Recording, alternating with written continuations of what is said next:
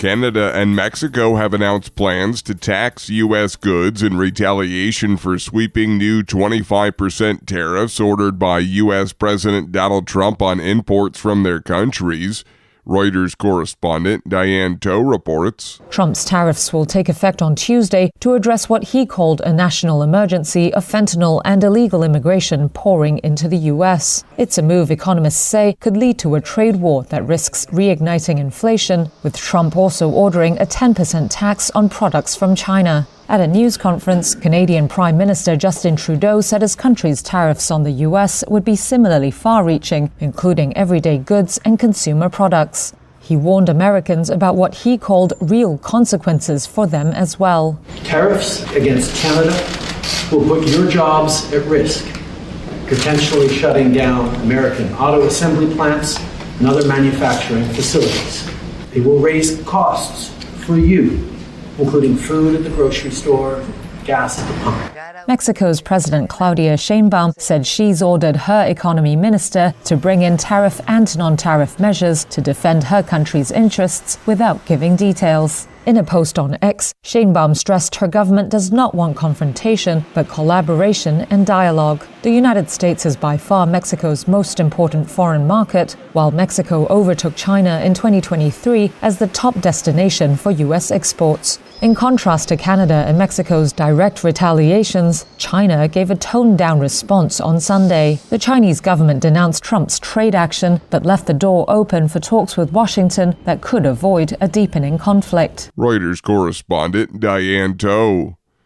This is VOA News.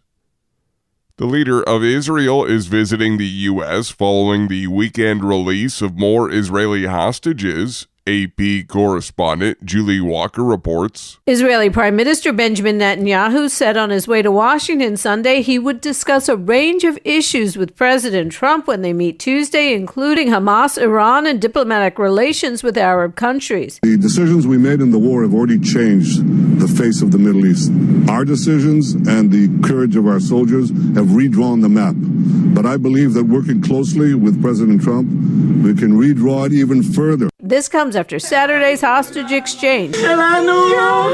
American-Israeli Keith Siegel's family ecstatic. He and two others freed by Hamas in exchange for 183 Palestinian prisoners. Negotiations on the second phase of the peace deal, which would end the war and see the remaining 60 or so hostages returned, are set to begin Monday. I'm Julie Walker. U.S. Secretary of State Marco Rubio met Panama's president Sunday. It's Rubio's first foreign trip and the first talks between the countries since President Trump threatened to take control of the Panama Canal. VOA's Christina Manente reports. Trump vowed to take back the world's second largest intra-oceanic waterway during his January 20th inauguration speech, falsely claiming that China is operating it. Panama has vehemently denied ceding operation of the canal to China. Protesters gathered outside Panama's presidential palace as Rubio met with Molino, holding up signs and banners, including ones that had a picture of Rubio in a Nazi uniform and reading "Marco Rubio, fascist," as well as signs saying, quote, "Panama is not for sale, it is to be respected," unquote. The waterway's construction was completed by the United States in 1914, and since its return to the Central American nation in 1999, it has been controlled by the Panama Canal Authority, an autonomous agency overseen by the government. Christina Manenti, VOA News. Families of victims of the deadliest U.S. air disaster in nearly 25 years have visited the crash site just outside Washington, D.C. Dozens of people walked Sunday along the banks of the Potomac River near Reagan National Airport, close to where an American Airlines jet and an Army Black Hawk helicopter collided Wednesday. All 67 people aboard the two aircraft were killed. The families arrived in buses with a police escort, memorializing loved ones as investigators worked to piece together the events that led to the crash, and recovery crews were set to pull more wreckage from the chilly water.